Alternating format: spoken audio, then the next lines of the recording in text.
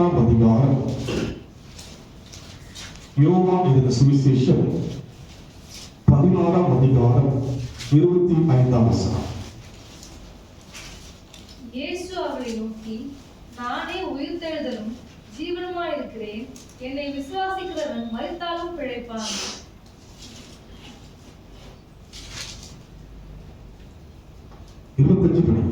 இவைகளை நான் இயேசு அவளை நோக்கி 16ஆம் அதிகாரம்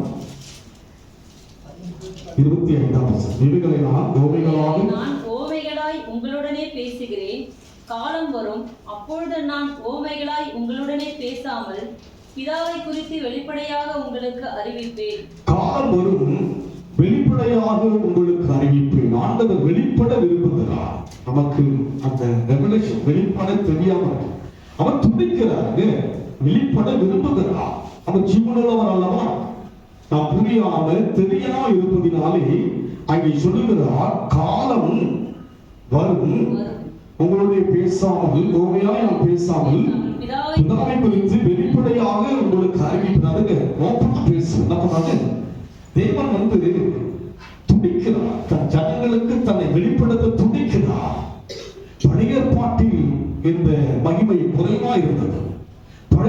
பழைய ஏற்பாட்டிலே தேவ ஆவியானவருடைய பிரசன்னமானது ஜனங்கள் ஏங்குகின்ற மக்களா இருந்தாங்க. அவங்க அதை ஃபேஸ் பண்ண பிற்பாடுதான் அவருடைய அனைத்தைய பார்த்தாங்க. அந்த பிரச்சனையில அவருடைய ஊடுருவி சென்ற பிற்பாடுதான் அவருடைய வல்லமையை பார்த்தாங்க. இஸ்ரவேல் ஜனங்கள் செங்கடல் கூட கடந்து வரும்போது அங்கே கடக்க முடியாதபடி அந்த கடல் இருக்கிறது. பின்னால் பார்வோன் சேனை அவளை மேற்கொள்ள வருகிறது. அப்போது அவர்கள் பதறி பேசுகிறார்கள், புலம்புகிறார்கள், மோசையிடத்தில் முறுமுறுக்கிறார்கள். அங்கே கர்த்தர் மோசையிடத்தில் சொன்ன அந்த சின்ன வார்த்தையை மோசை கேட்டு என்ன செய்தார்? கீழ்ப்பின மகன் அவருடைய கரத்தை அந்த சமுத்திரத்துக்கு நேராக நீட்டின போது வல்லமையை கண்டார்கள். அதற்கு பின்னால் தோய்வு, அதற்கு பின்னால் சோர்வு, அதற்கு பின்னால் பின்மாற்றம், இப்படியாக அவர்கள் வாழ்க்கையிலே தொடர்ச்சியாக தேவ பிரசனத்தை ஜனங்கள் உணராதபடி இருந்தார்கள். ஆனால் அந்த கடைசி நாட்களில் தேவனுடைய விருப்பம் என்ன? காலம் வரும், அப்பொழுது நான் ஓமையாய் உங்களுடன் பேசாமல் பிதாவை குறித்து வெளிப்படையாக உங்களுக்கு அறிவிப்பேன். வெளிப்பட விரும்புகிறார். வாழ்க்கையில ஆண்டவர் வெளிப்பட வாஞ்சிக்கின்றார். ஓப்பனா நம்ம கிட்ட பேச யோசிக்கிறோம். நமக்கு பைபிளுடைய காரியங்களை படித்தாலும் கூட விளங்கிக் கொள்ள முடியல. விளங்கி அந்த பிரகாரமாக வாழவும் முடியாம நம்ம ஒரு தடுமாற்றமா தான் இருக்கிறோம். ஆனா தேவன் என்ன செய்கிறார்? வெளிப்படையாக உங்களுக்கு அறிவிப்பேன். அதிகாரம் 29 வாசிங்க. அவருடைய சீஷர்கள் அவரை நோக்கி, இதோ இப்பொழுது நீர் ஓமையாய் பேசாமல் வெளிப்படையாய் பேசுகிறீர். வெளிப்படையாய் பேசுகிறீர், வெளிப்படையாக அறிவிக்கிறேன். வெளிப்படையாக பேசுவதை நம்ம பார்க்கிறாங்க. தேவன் வெளிப்படையாக பேசுவதை அவர்கள் பார்க்கிறாங்க. இன்றைக்கு நீங்களும் நானும் தேவனை பார்க்கணும். ஆமென் சொல்லுங்க. பார்க்காமே இருக்கிறப்போ ஒரு உங்களுக்கு மேலான ஒரு நபரை பார்த்தா பயம் வரும், துன்பம் வரும். ஏன்னா உங்களை விட ஒரு உயர்ந்த இடத்துல உங்களை பார்க்கும் போது மதிப்பு வரும், எல்லாம் வரும். அவரை பார்க்கிறீங்க. அது போல எங்க சீஷர்கள் சொல்லுகிறார்கள், அவருடைய சீஷர்கள் அவரை நோக்கி, இப்பொழுது நீர் ஓமையாய் பேசாமல் வெளிப்படையாக பேசுகிறீர். எப்படி பேசுகிறீர்? இப்போது நீர் காலம் வரும், வெளிப்படையான செய்திகளை அறிவிக்கிறார், தெளிவாக பேசுகிறார். ஒரு காலம் பார்த்தா என்னதுக்கு பார்க்கிறாரு, தன்னை அவங்களால பார்க்க முடியல. ஓப்பனா கிட்ட பேசுறார். இனி ஒரு காலங்கள்ல உங்ககிட்ட ஓப்பனா பேச விரும்புகிறார், வெளிப்படையாய் பேச விரும்புகிறார், மறைமுகமாக அல்ல. தாவீது பாவம் செய்த போது அங்கே நாத்தான் என்ன செய்யலாம்? அங்கே தீர்க்கதரிசனப்படாருங்க, வெளிப்படையா சொல்லாம என்ன பண்ணாங்க? இன்டைரக்டா பண்ணாருங்க. ஒரு ஆடை குறித்து ஒரு கதையை சொல்றான் இல்லைங்களா? ஏன்னா அவன் யாரும் ராஜ்யம், அவங்ககிட்ட என்ன பண்ண முடியாது? தவறை சொல்ல முடியாது. ஆனால் தேவனோ இன்றைக்கு ஒரு சாதாரண மனுஷனாகி நம்மோடு கூட வெளிப்படையாக பேச ஏங்குகிறார், விரும்புகிறார். காலம் போயிட்டு இருக்கு இல்லைங்களா? என்னுடைய மீட்கும் வருஷம் வந்ததுன்னு சொன்னாரு, மீட்பு இல்லையே. பாருங்க, சண்டே ஆராதனை எப்படி இருக்கணும்? எப்படி இருக்கணும்? உலகத்தின் அந்த அவருடைய கொண்டாட்டங்கள் எப்படி இருந்தது? உயிர் கொடுக்கிறார்களே, உயிர்த்ததற்கு கொடுக்கிறார்கள். அவைகள் உயிருள்ளவைகள் அல்ல. கண்ணிருந்தும் காணாதவைகள், காதிருந்தும் கேளாதவைகள். ஆனால் செய்கின்ற அந்த ஜனங்களோ உயிருள்ளதாக செய்கிறார்கள். நாமும் உயிருள்ளவரை வெளிப்படையாய் பேச விரும்புகிறவர்கிட்ட வருவதற்கு யோசிக்கிறோம். என்னென்னவோ செய்யறோம். நம்ம என்ன பண்ணாங்க, நமக்கு ஏற்றபடி யோசிக்கிறோம். அப்படி அல்ல, இப்படித்தான் வாழ வேண்டும் என்று சொல்லி கர்த்தர் விரும்புகிறபடினாலே அந்த வெளிப்படையாக பேசுவதை பார்க்கிறோம். இன்னொரு வசனம் வாசிங்க. வெளிப்படுத்தின விசேஷம் 1ஆம் அதிகாரம், அதை எடிட் பண்ணி பார்க்கலாம். திவ்ய வாசகனாகிய யோவானுக்கு வெளிப்படுத்தின விசேஷம். அதாவது அந்த யோவான் புத்தகம் யாருக்கு அதில் சொல்ல வெளிப்படையா பேசுகிறாரு. யோவானுக்கு வெளிப்படுத்தின விசேஷம். அங்க மற்ற யாருக்கும் வெளிப்படாத ஒரு விசேஷம் யாருக்கு கிடைத்ததுங்க? யோவானுக்கு கிடைத்தது. யாருக்கு கிடைத்ததுங்க? இன்றைக்கு அநேக ஜனங்கள் தேவனை ஆராதிக்கிறோம்.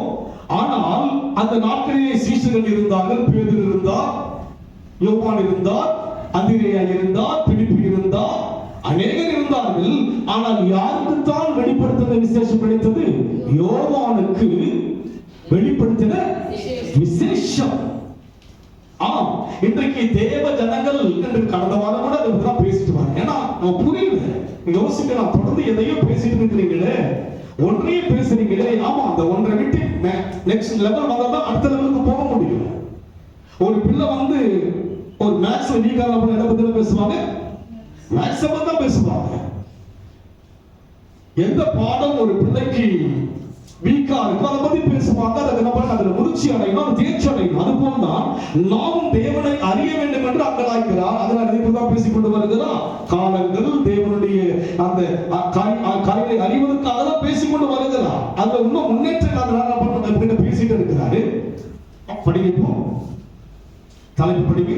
திவ்ய வாசகனாகிய யோவானுக்கு வெளிப்படுத்தின விசேஷம். யோவானுக்கு வெளிப்படுத்தின விசேஷம் என்னதை வெளிப்படுத்தினார்? அதிகாரம் 4:8 வாசிங்க. யோவான் ஆசியாவில் உள்ள 7 சபைகளுக்கு எழுதுகிறதாவது. 1ஆம் அதிகாரம் 4ஆம் வசனம்.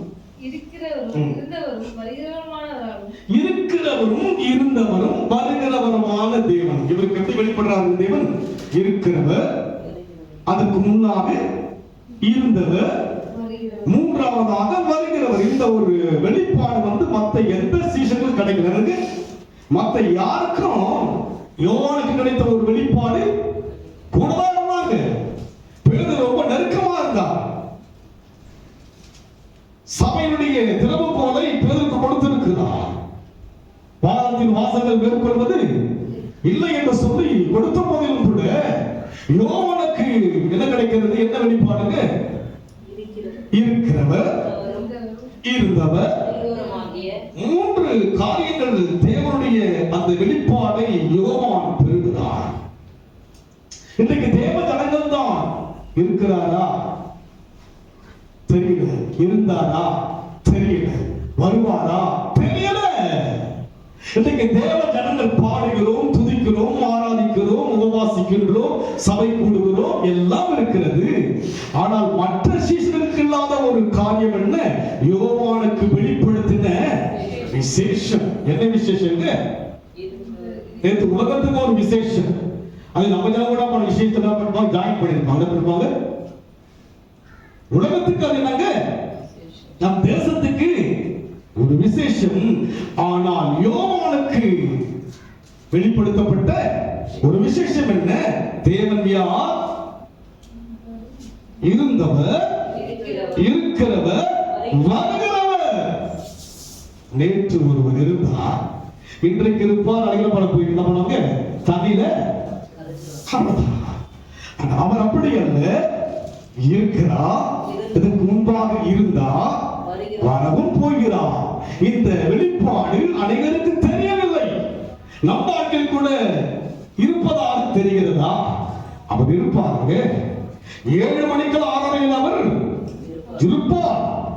வெளிப்பாடு இல்லை. அதனால்தான் அந்த நேரத்தை வந்து அசட்டை பண்ணி விடுகிறோம். அந்த நேரம் நமக்கு ஒரு வேல்யூவேஷனா தெரியல. அவர் இருப்பார்.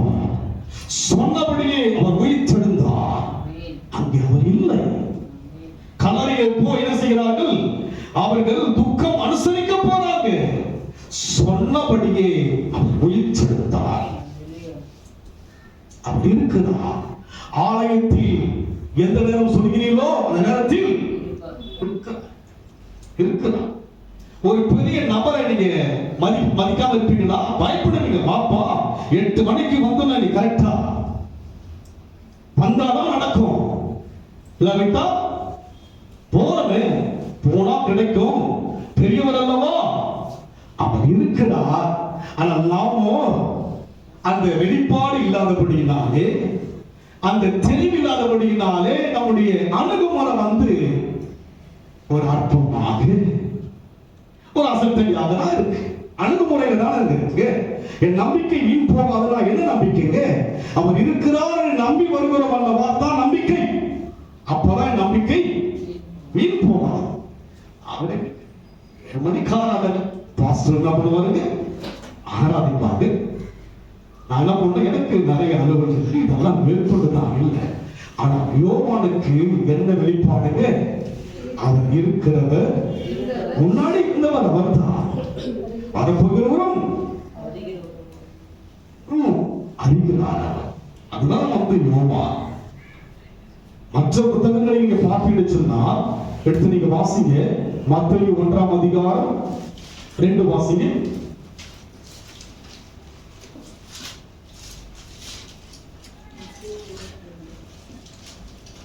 மத்தேயு 1 வாசிங்க. தேவனுடைய குமாரனாகிய இயேசு கிறிஸ்து இங்கே மத்தேயுக்கு வெளிப்படுகிற காரியம் என்ன? ஆபிரகாமின் குமாரனாகிய தாவீது, தாவீது குமாரனாகிய இயேசு கிறிஸ்துவின் வம்ச வரலாற்றை சொல்லி அவர் முதலாவதாக என்ன செய்கிறார்? மத்தேயு அறிமுகப்படுத்துகிறார். மார்க்கிலே வாசிக்கின்ற போது 1ஆம் அதிகாரம் 1 வாசிங்க. தேவனுடைய குமாரனாகிய இயேசு கிறிஸ்துவினுடைய சுவிசேஷத்தின் ஆரம்பம். பாத்தீங்கன்னா என்ன பண்ணுங்க? சுவிசேஷத்தின் ஆரம்பம் என்று சொல்லி இயேசு கிறிஸ்துவை குறித்து அவர் இங்கே அறிவிக்கின்றார். மூன்றாவதாக லூக்கா என்ற சுவிசேஷம் 1ஆம் அதிகாரம் 2-3 வாசிங்க. மகா கனம் பொருந்திய தெயோப்பியலும் நாங்கள் முழு நிச்சயமாய் நம்புகிற சங்கதிகளை ஆரம்பம் முதல் கண்ணார கண்டு வசனத்தை போதிக்கிறவர்கள் எங்களுக்கு ஒப்புவித்தபடியே. பாருங்க, லூக்காவுக்கு ஒப்புவித்தாங்க. என்ன பண்ணாங்க? இயேசு படியார்கள் ஒப்புவித்தார்கள். இந்த 3 சுவிசேஷ புத்தகத்தில் இல்லாத ஒரு மகிமை யோவான் எழுதின சுவிசேஷம் 1ஆம் அதிகாரம் 1 முதல் 4 வரை வாசிங்கள். ஆதியிலே வார்த்தை இருந்தது. ஆதியிலே வார்த்தை இருந்தது. வார்த்தை தேவனிடத்தில் இருந்தது. அந்த வார்த்தை தேவனிடத்தில் இருந்தது.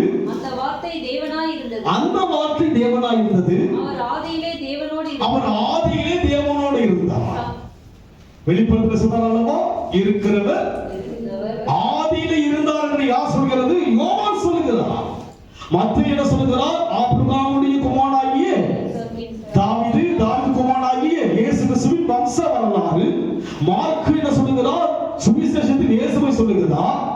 லூக்கா சொல்லுகிறார் நாங்கள் கேள்விப்பட்டதை அவர்கள் சொன்னதை நான் எழுதினேன் சொல்லி சொல்லுகிறார். ஆனால் யோவானுக்கு கிடைத்த வெளிப்பாடு என்ன? ஆதியிலே வார்த்தை இருந்தது, அவர் மூலமாய் உலகம் உண்டாயிற்று. யார் மூலமாக? இயேசு மூலமாக உலகம் உண்டாயிற்று என்கிற வெளிப்பாடு யாருக்கு கிடைத்ததுங்க? யோவானுக்கு கிடைத்தது. மத்தேயு கிடைக்க முடியாத ஒரு காரியம், மார்க்கு கிடைக்க முடியாத ஒரு காரியம், லூக்கா கிடைக்க முடியாத காரியம், அப்போஸ்தலனாகிய பவுலுக்கு கிடைக்க முடியாத ஒரு காரியம் யாருக்கு கிடைத்தது? யோவானுக்கு கிடைத்தது. யோவான் என்ன சொல்லுகிறார்? ஆதியிலே வார்த்தை இருந்தது, அந்த வார்த்தை தேவனிடத்தில் இருந்தது, அந்த வார்த்தை தேவனாய் இருந்தது. அவர் ஆதியிலே தேவனோடு இருந்தார். அவர் ஆதியிலே தேவனோடு, இயேசு கிறிஸ்து பாதியில் வந்தவர் அல்ல, ஆதியிலே தேவனோடு இருந்தவர்.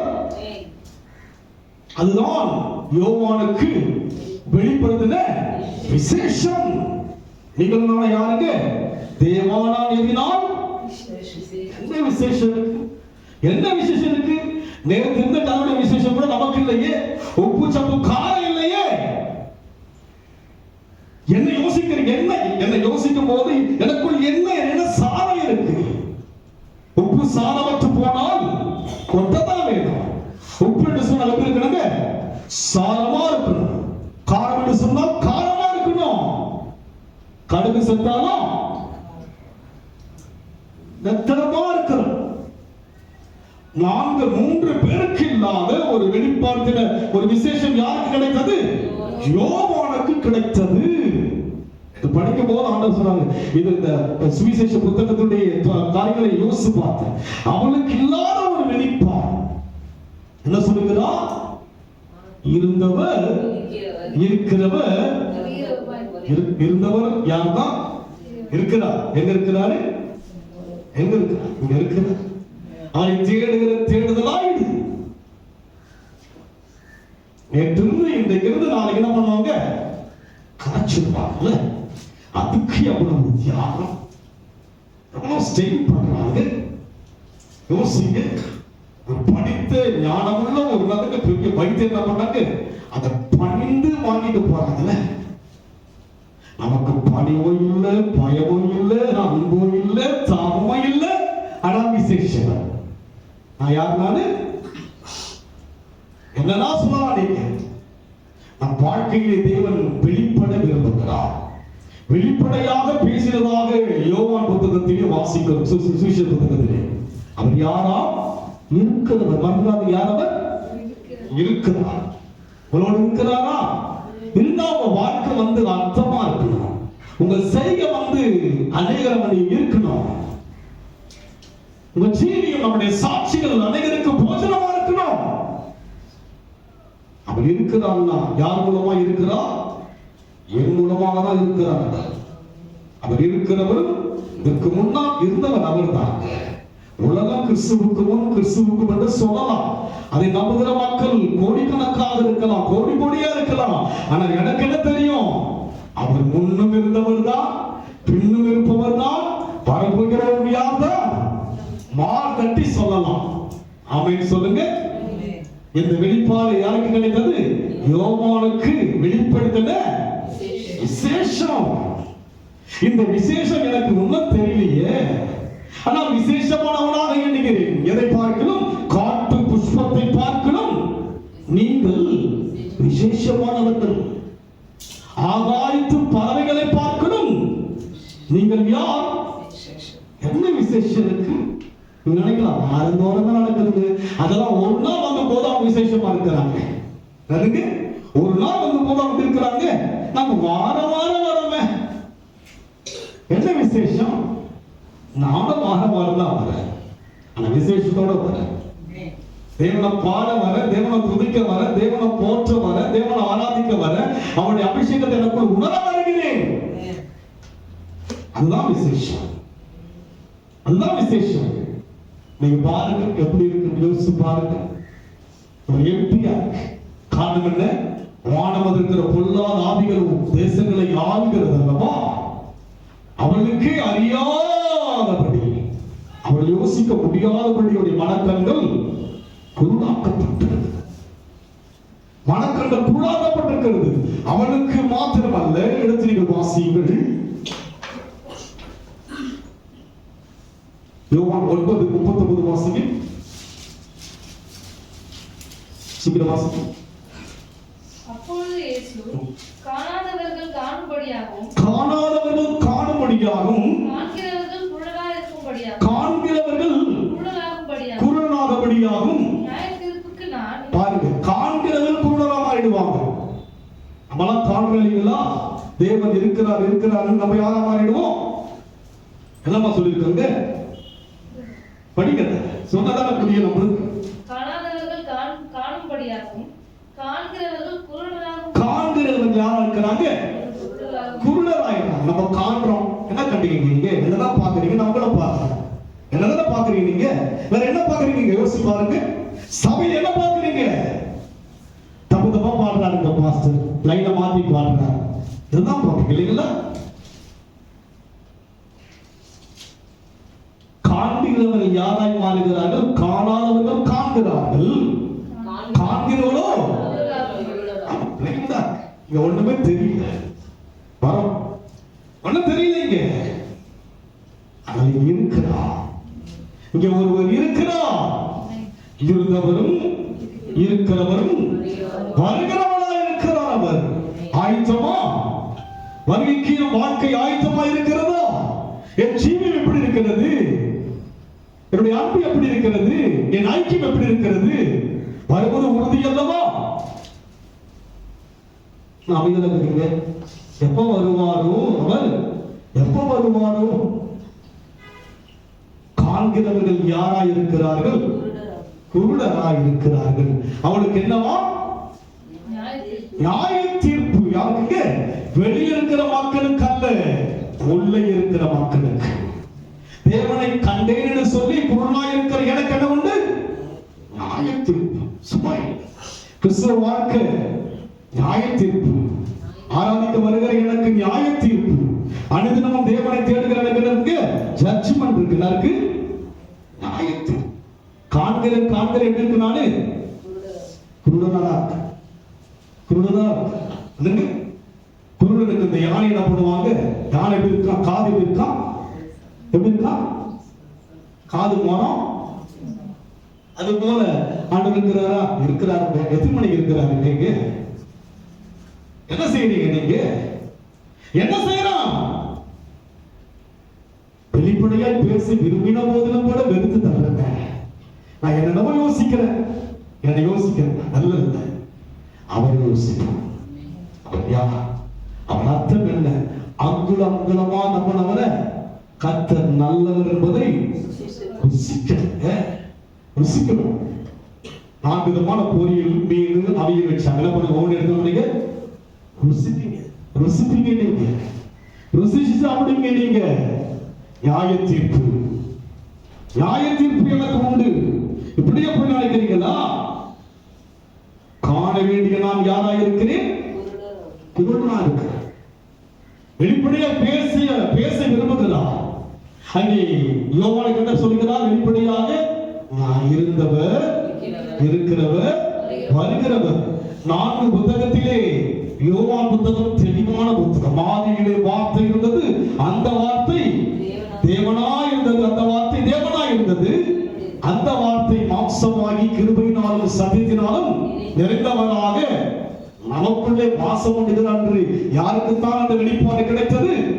யோவானுக்குத்தான் கிடைத்தது. அப்படியே அவர் விசேஷம். அவனும் எல்லோரையும் போல சீஷன் அல்லவா? அவனுக்கு என்ன விசேஷம்? நம்ம எல்லாரும் தேவ ஜனம் அல்லவா? நான் ஞானஸ்நானம் இருக்கிறேன், அபிஷேகம் பெற்றிருக்கிறேன், தேவனை ஒவ்வொரு நாளும் தேடுகிறேன், துதிக்கிறேன், ஜெபிக்கிறேன், பைபிள் வாசிக்கிறேன். அத்தனை பேருக்கு இல்லாத ஒரு சாக்கிய யோவானுக்கா? அது என்ன ஒரு பெரிய விசேஷம்? அவன் தேவனுடைய மார்பில் சாய விரும்பினான். அவன் தாய்கிட்ட பேசுவான். யோவான படிப்பா தாய்கிட்ட போகும்போது என்ன பண்ணா? அவன் சொல்லுவான், நான் யார் மார்பில் சாஞ்சிருக்கணும்? தாயை கேட்க பண்றாங்க. என் 2 மகன் என்ன பண்ணுங்க? ஒரு மார்பில். அப்ப வீட்டுல போய் பேசியிருப்பான். என்ன பண்ணிருப்பாங்க? உனக்கு என்ன ஆசை? எனக்கு உனக்கு என்ன ஆசை? எனக்கு என்ன ஆசை? வேறொரு ஆசை இல்லை இயேசு ராஜா, உம்மை தவிர, உம்மை தவிர. அவங்க வீட்டுல சொல்லியிருப்பாங்க. அப்பதான் தாய் வரா. என்ன கேட்கிறாங்க? 2 பிள்ளைங்க என்ன பண்ணுங்க? 2 பேரையும் மார்பில். ஆசை என்ன? வாழ்க்கையின் இயக்கம் என்ன? யோசிக்க உங்களுடைய தன்மை. எதுக்காக தேவனை தேடுறீங்க? என்ன நோக்கம்? என்ன பர்பஸோட வாழறீங்க தேவனுக்காக? சும்மா மேலோட்டமா அர்த்தமே இல்லாத இருக்கிறது. அப்படி அர்த்தம் இல்லாவிட்டால் காண்கிற நான் யாரா இருக்கிறேன்? சர்ச்சுக்கு வர எப்படிதான் வரும்? நானு எப்படிதான் வர சொல்லுங்க. எப்படி வரலாம்? கண் இருந்தும் குருடனால வரலாம். குருடனுக்கு வழி காட்டுகிற குருடன் அதுக்கு அதுக்கு குருடன். அவரு நானும் குருடன். வழி காட்ட முடியுமா? நான் கண் தெளிவாக என்ன பண்ண முடியும்? குருடனுக்கு என்ன பண்ண முடியும்? வழி காட்ட முடியும். இல்லாவிட்டா வழி காட்ட முடியும். அது போல யோவானுக்கு என்ன விசேஷம்? அவனை மாத்திரம் தேவன் தூக்கி பேசுவதற்கு என்ன காரணம்? அவனுக்கு மாத்திரம் வெளிப்பாடை கொடுப்பதற்கு என்ன காரணம்? ஏதாவது ஒன்று இருக்கணும் இல்லைங்களா? வாழ்க்கை கூட தேவனை தேடுகிறா, அதுல ஒரு அர்த்தம் இருக்கணும்.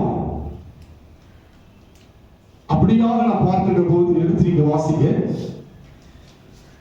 வெளிப்படுற விசேஷம் 8 படிச்சுக்கலாமா? 9 படிக்க. இருக்கிறவரும் இருந்தவரும் வருகிறவருமாகிய சர்வவல்லமையுள்ள கர்த்தர், நான் அல்பாவும் ஒமேகாவும் ஆதியும் அந்தமும் ஆயிருக்கிறேன் என்று திருவுளம் பற்றுகிறார். உங்கள் சகோதரனும் இயேசு கிறிஸ்துவின் நிமித்தம் வருகிற உபத்திரவத்திற்கு அவருடைய ராஜ்யத்திற்கும் இயேசு கிறிஸ்துவின் நிமித்தம் வருகிற உபத்திரவங்களுக்கு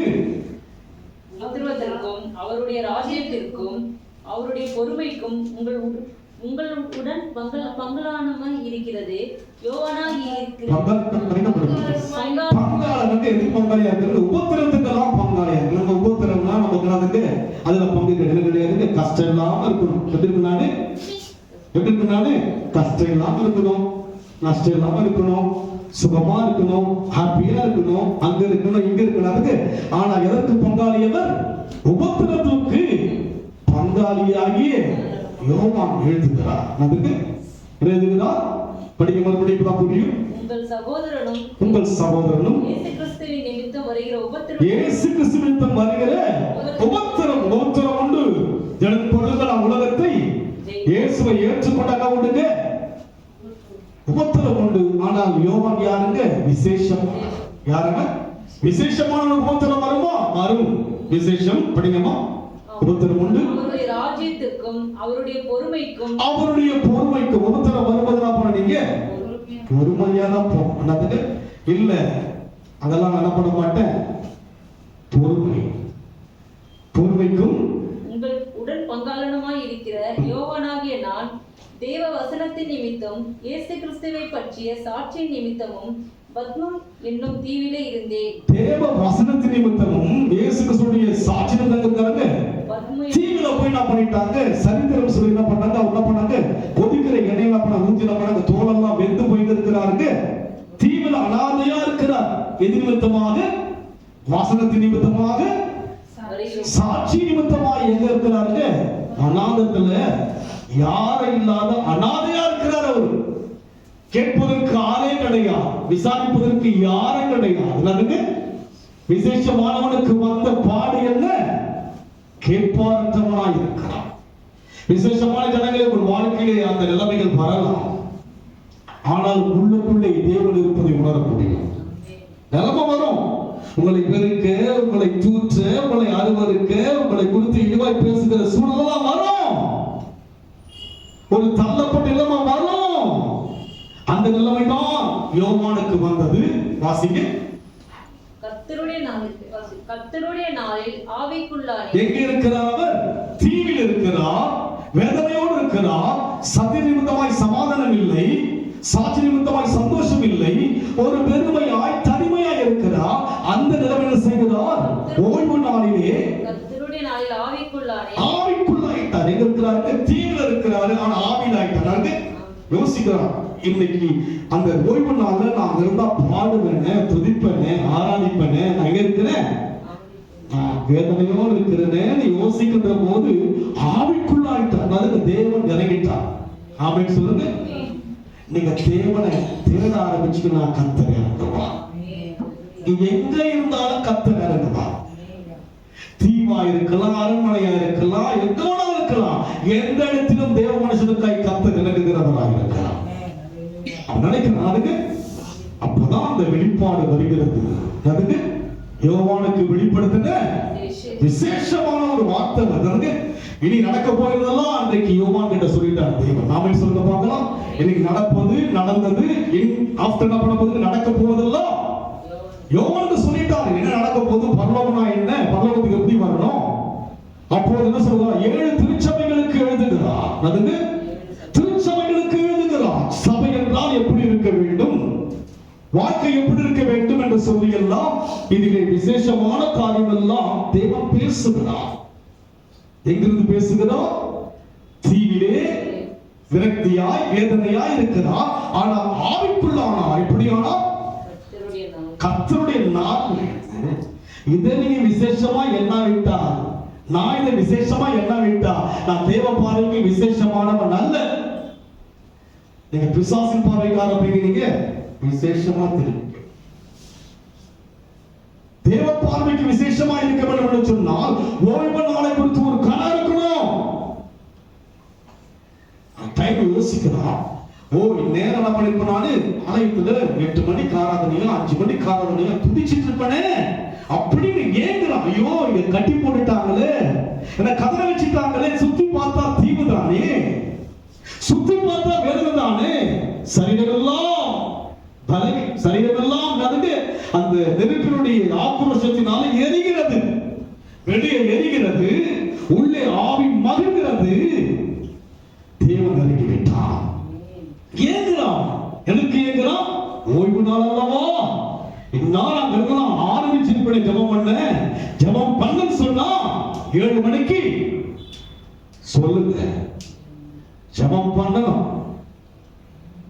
7:15 இல்ல 7 தான். ஆமென் சொல்லுங்க. நான் ஏதோ உங்களை வேதனைப்படுத்த நினைக்கிறீங்களா? இல்ல இல்ல, தேவன் வெளிப்படையாய் பேச ஏங்குகிறாங்க.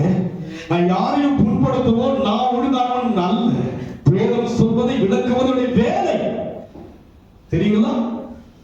3 வருஷம் அவருடைய ஊழியர்கள் பேசாமையே சபைக்கு போனவனா. நான் யாரையும் வேதனைப்படுத்த விரும்புவதில்லை, அது கிடையாதுங்க. என்னை அவமானமாய் சபை எண்ணினது. ஆனால் விடாதபடிக்கு 3 வருஷம் தேவன் அனுப்பினார். விலகி வந்திருக்கலாம். என்ன சபை என்னை வெறுக்கிறார்கள், என்னை இப்படி பார்க்கிறார்கள், என்னை அனாவசியமா யோசிக்கிறார்கள். அனாவசியமா யோசிப்பதற்குரிய பாத்திரவான் தான். அந்த இடத்துல இருக்கிற மக்களுக்கு நான் அற்பமானவன் தான். ஆனால் ஆண்டவரோ என்னை அனுமதிக்கவே இல்லை. அதுபோல இன்னைக்கு நான் உங்களை வேதனைப்படுத்தலைங்க. நாம் யாவரும் ஒழுங்காய் மாற அழைத்திருக்கிறோம். நம்ம எல்லாரும் ஒரு திருச்சபை, சபையினுடைய தலையா இயேசு இருக்கிறார். நாம் எல்லாம் ஒவ்வொரு அவையில் நீங்க கண், இயேசுவின் கண் நீங்க, இயேசுவின் வாய் நீங்க, இயேசுடைய கை நீங்க, இயேசுடைய குரல் நீங்க. இந்த குரல் இல்லாவிட்டால் நான் ஊமை அல்லவா? இந்த கண் இல்லாவிட்டால் குருடன் அல்லவா? இந்த கால் நடக்காவிட்டால் முடவன் அல்லவா? நான் முடவனாய் குருடனாய் ஊமையானவனாய் இருந்தால் எவ்வளவு எனக்கு பாதிப்பு, என் நிமித்தமாய் அனைவருக்கு பாதிப்பு. அவர்கள் காண்கிறவனாய் இருந்தும் குருடனாய் இருக்கிறார்கள். இவ்வளவு நிலைமையிலே எதை யோசிக்கிறான்? இதனால யாரும் யோசிக்க மாட்டாங்க. யாராவது என்ன பண்ண மாட்டாங்க? இதனால யோசிக்கவே மாட்டாங்க.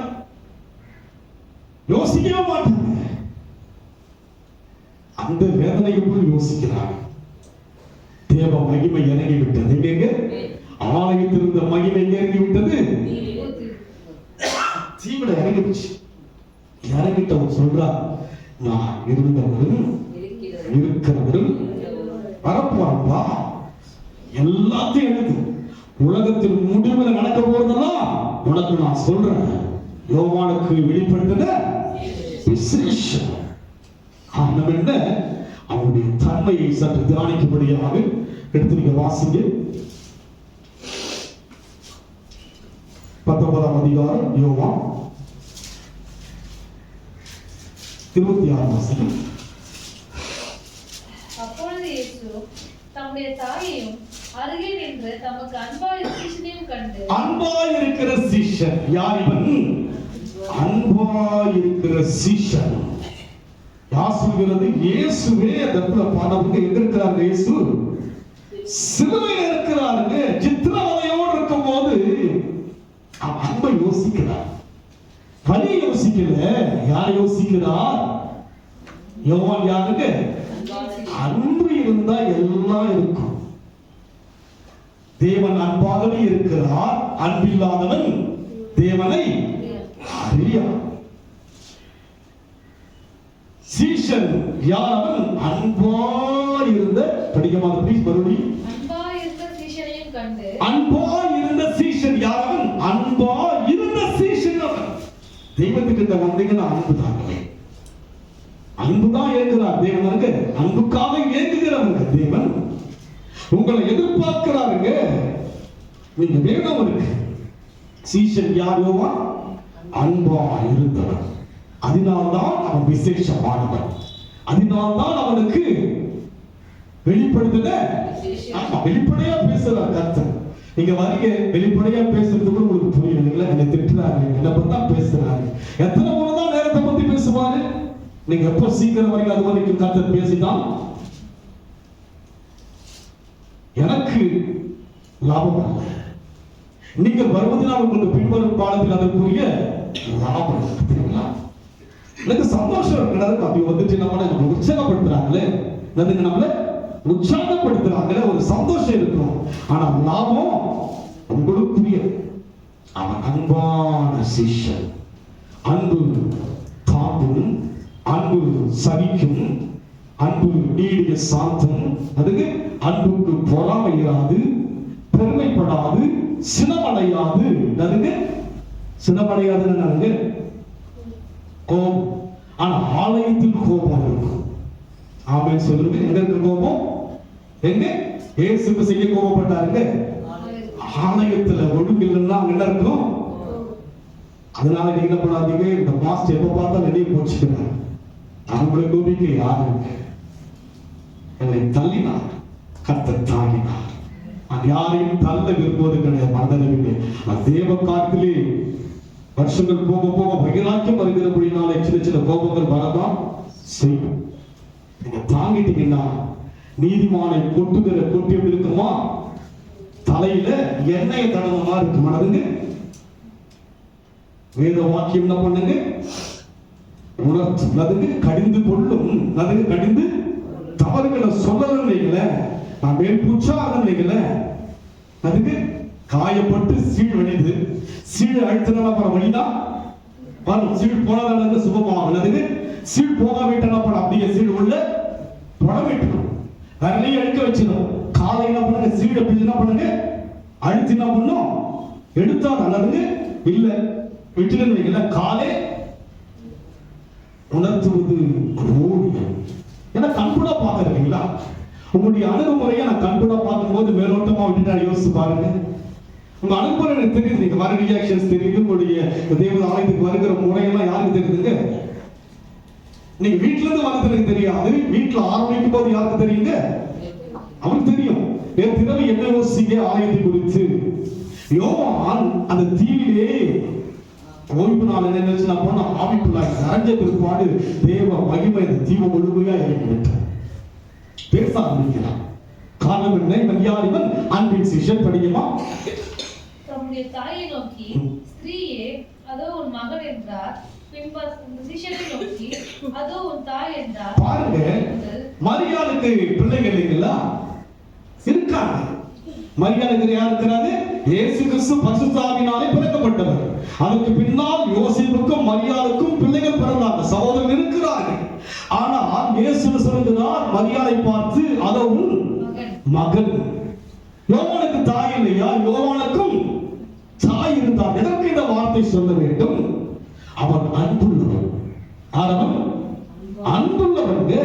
இன்னைக்கு தாயையும் தகப்பனையும் மதிக்காத ஜனங்க தாயை நேசிப்பது குறைவா இருக்கிறது, தகப்பனை நேசிப்பது குறைவா இருக்கிறது.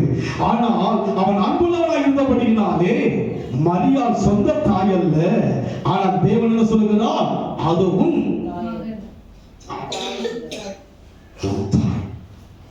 எனக்கு தாய் இருக்கு இல்லப்பா, அதுதான் தாய். ஏன்னா நீ அன்பான உணர்வு. நீ யாரையும் தாயா ஏற்றுக்கொள்வாய், யாரையும் நீ மகனாய் ஏற்றுக்கொள்வாய். ஆவிக்குரிய அந்த ஆழம் அவனுக்குள் இருக்கும் என்றுதான் தேவன் சொல்லுகிறார், அது ஒரு தாய். ஏனென்றால் அந்த மரியாளுக்கும் யோசேப்புக்கும் பிறந்தவர் என்ன பண்ணுவாங்க? குழப்பம். என்ன பண்ணுவாங்க? நீ இயேசு நம்பினியே, அவர் என்ன ஆயிட்டாரு? மறிச்சிட்டாரு. அவரை பெரிய தலையில தூக்கி வச்சு பண்ண உயர்த்தினியே, அவர் ஆயிட்டாரு. குழப்புவாங்க. ஆனால் யோவான் குழப்புகிறவன். குடும்பத்துக்குள்ள குழப்பம் வரக்கூடாது. ஆமென் சொல்லுங்க. உங்க சமாதான இழக்காம இருங்க. அதனால்தான் யோவான் என்ன சொல்றார்? காரணம் என்ன? அவன் அன்புள்ளவன். எதை சொன்னாலும் அவன் செஞ்சிருப்பான். தேவன் சொன்னா செய்யணும். ஆமென் சொல்லுங்க. நான் என் கதையோ என்னுடைய பிரச்சனையை சொல்வதற்கு தேவன் சொன்னாலும் செஞ்சிட்டேன். தேவ சமூகத்தில் சொல்ல வாங்கிக்கின்றேன். அவர் எது சொன்னாலும் அதை செய்ய முடியாது. இதுவரைக்கும் ஈவாக நடந்துகிட்டு போறாங்க. கசப்போ கோபமோ அவமானமோ எதுனாலும் சரி, கர்த்தர் என்கிட்ட உணர்த்திட்டாருன்னா மனசு அப்படியே என்ன பண்ணுங்க, அவர்கிட்ட கொடுத்துருக்க முடியாது. ஐயா நீங்க சொல்ல பிரகாரமா வாழறீங்க, இல்லாட்டா வாழ முடியாது. நீங்க இல்லாவிட்டா வாழ கடினமா தான் இருக்கும். தாய் இருக்க யோவானுக்கு யாரை தாய்னு சொல்லுகிறார்? மரியாளை சொல்கிறார். மகன்கள் இருக்க மரியாளுக்கு யார் மகன் என்று சொல்லுகிறார்? யோவானை சொல்கிறார். ஏற்றுக்கொள்ள முடியுமா? ஏற்றுக்கொண்டார்கள். காரணம் என்ன? அவன் ஏற்றுக்கொள்வான் என்று யாருக்கு தெரியும்? இயேசுவுக்கு தெரியும். உங்களை குறித்து இயேசுவுக்கு தெரியணும். என் மகன் கிட்ட சொன்னா ஏற்றுக்கொள்ளுவான், என் மகன் கிட்ட சொன்னா ஏற்றுக்கொள்வான். அந்த ஆவிக்குரிய ஆழமான அன்பை காண்பிக்க மாம்சம் அல்ல. மரியாளுக்கு யோவான் மகன் அல்ல, யோவானுக்கும் மரியா தாய் அல்ல. ஆனால் ஆவிக்குரிய அன்பு. தேவன் ஆவியில் இருந்தார். ஆவிக்குள்ளான மனுஷனா இருந்தபடி நான் என்ன பண்றாங்க? அவன் மாம்சத்தை ஜெயிக்க என்ன பண்றேன்? அது மாம்சம். அதுக்கு மாம்சத்தோடும் ரத்தத்தோடும் உங்களுக்கு என்ன கிடையாது? போராட்டம் கிடையாது. என்ன கிடையாதுங்க? இந்த மாம்சத்திலேயே போராடிக்கிட்டு கசப்பையும் விரோதத்தையும் குரோதத்தையும் வச்சுக்கிட்டே காலத்தை கொண்டீங்கன்னா பின்வரும் காலத்துக்குரிய பலனை பார்ப்பீங்க. என்ன பண்ணுவீங்க? தேவ கிருபையினால் 60 வயது வரைக்கும் எந்த வியாதியும் நான் பார்த்தது கிடையாது. எப்பவும் தேவன் எனக்கு சுகத்தை கொடுத்துதான் வருகிறான். ஊழியத்தை செய்யக்கூடிய ஓடிப்படியான பலத்தை கொடுக்கிறார். காரணம் என்ன? எனக்குள் கசப்பை வைத்துக் கொள்ள தேவன் விரும்புவது இல்லை. நான் விரும்பவில்லை, தேவன் விரும்புவது இல்லை. எனக்குள் விரோதம் வைத்துக் கொள்ள தேவன் விரும்புவது இல்லை. எனக்குள் வயலாக்கி வைத்துக் கொள்ள தேவன் விரும்புவதில்லை. எனக்குள் பெருமையை வைத்துக் கொள்ள தேவன் விரும்புவது இல்லை. அதனால்தான் வண்டி ஓடுது. இல்ல விட்டானே இருக்கு. எனக்கு வந்த நிந்தனைகள், அவமானங்கள், போராட்டங்கள் ஊழிய செஞ்சிருக்க முடியாது. ஒரு பிரபலமான மனுஷன் கிடையாது, மறைந்திருக்கிற மனுஷன் தான். எதுவும் வெற்றி கொள்ள முடியாத ஒரு மேன்மை கிடையாது. ஆனா எனக்குள்ளே தேவனை உணர்ந்து இந்த ஊழியத்தை நடத்திட்டு வரலாம். உற்சாகமாக செய்கிறேன், சந்தோஷமாக செய்கிறேன். யோசிப்பாங்க, ஒரு சின்ன பிள்ளையை வச்சு வாசிக்கிற நான் மகிழ்ச்சியோடு ஆராதிக்கிறேன். என் மனசுல அவ்வளவு ஒரு சந்தோஷம் தேவனை ஆராதிக்கும் பொழுது. எனக்கு நபர் அல்ல, இயேசு இருக்கிறார். யார் இருந்தாலும் தேவனோடு இருக்கிறார். யோவான் அன்பான் யார் கண்டது? உங்களுடைய அன்பை இயேசு விரும்பணும்.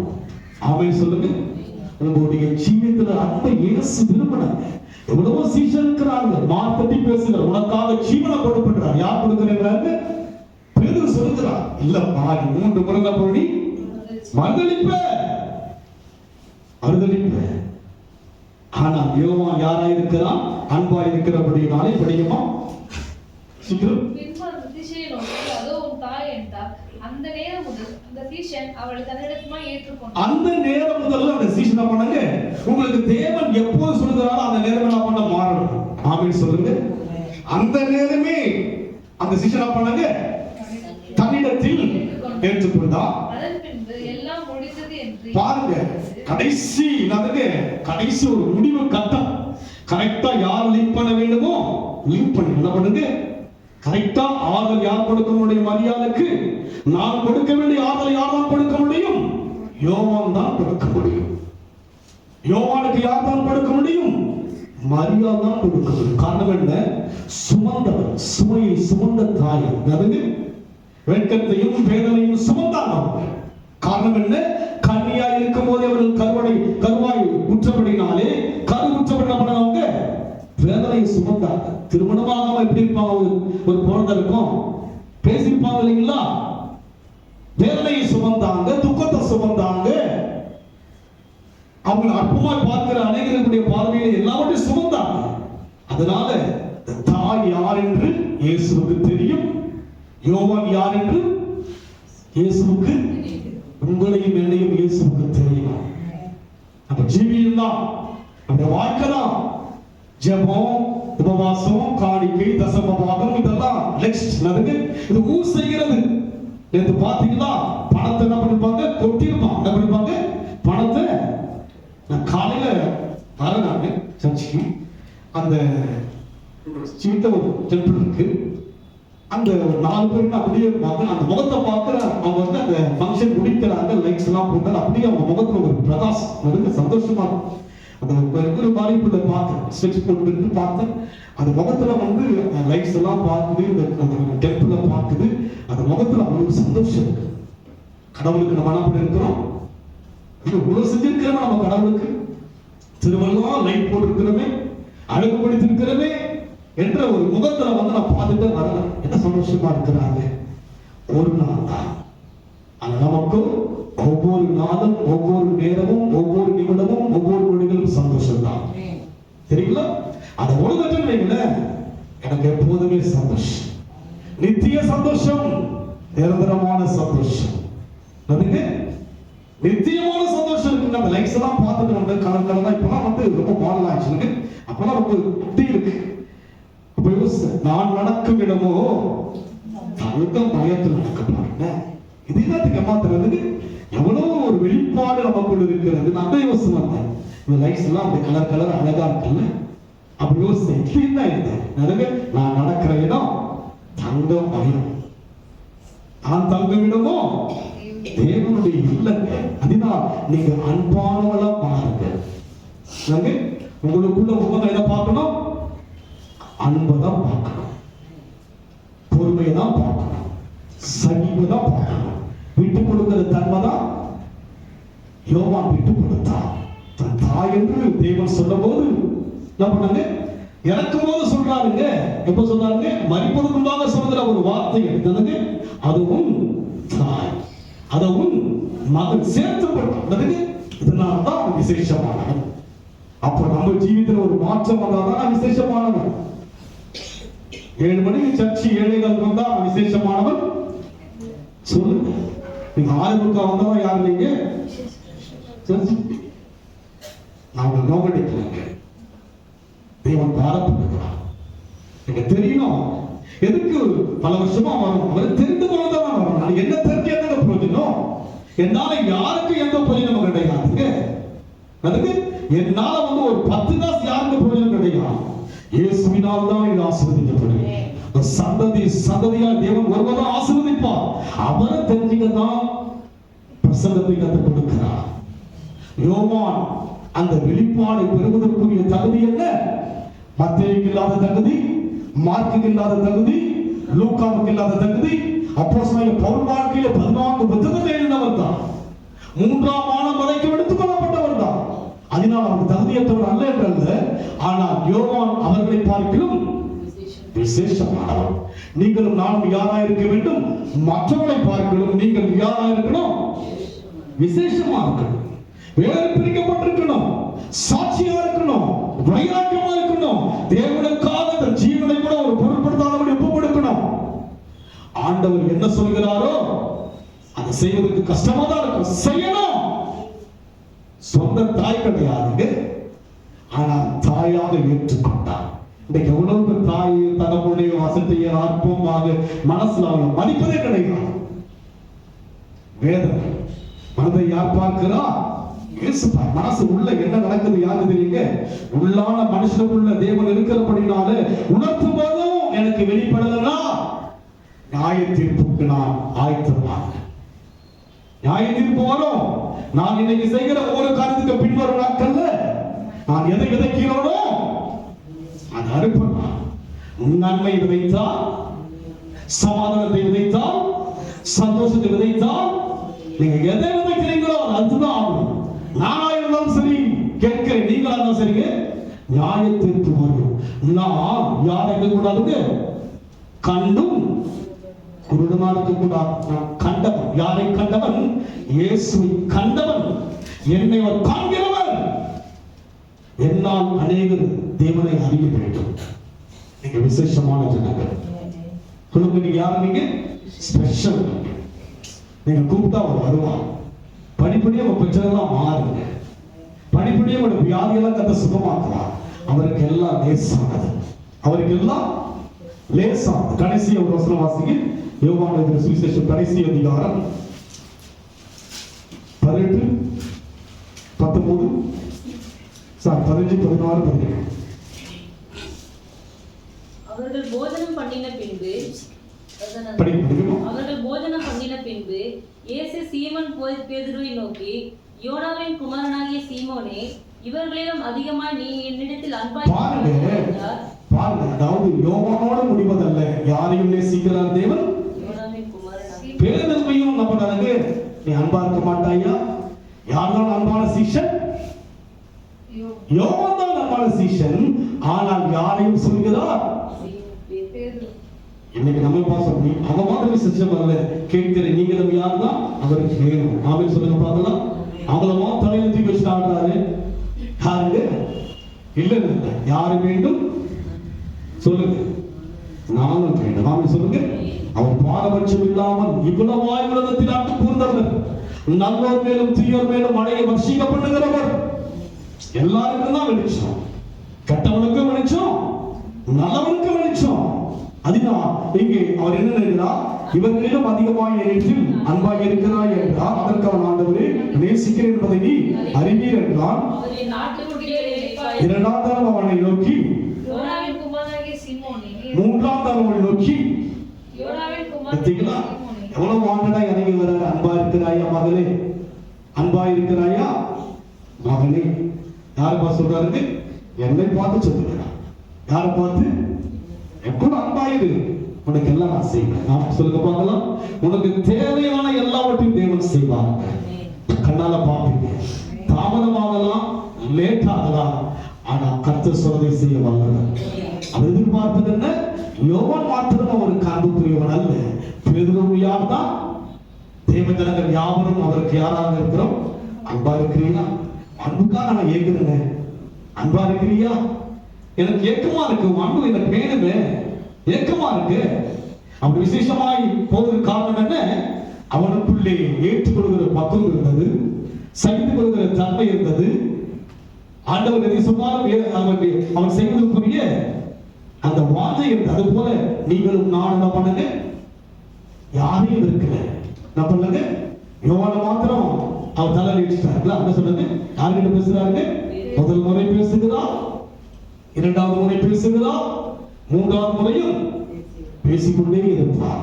இதுவரைக்கும் நான் அன்பாய் மாறும் வரைக்கும் அவர் பேசிக்கொண்டே இருப்பார். தேவன் யாராய் இருக்கிறார்? உங்களுக்கு அன்பாரா இருக்கிறார்.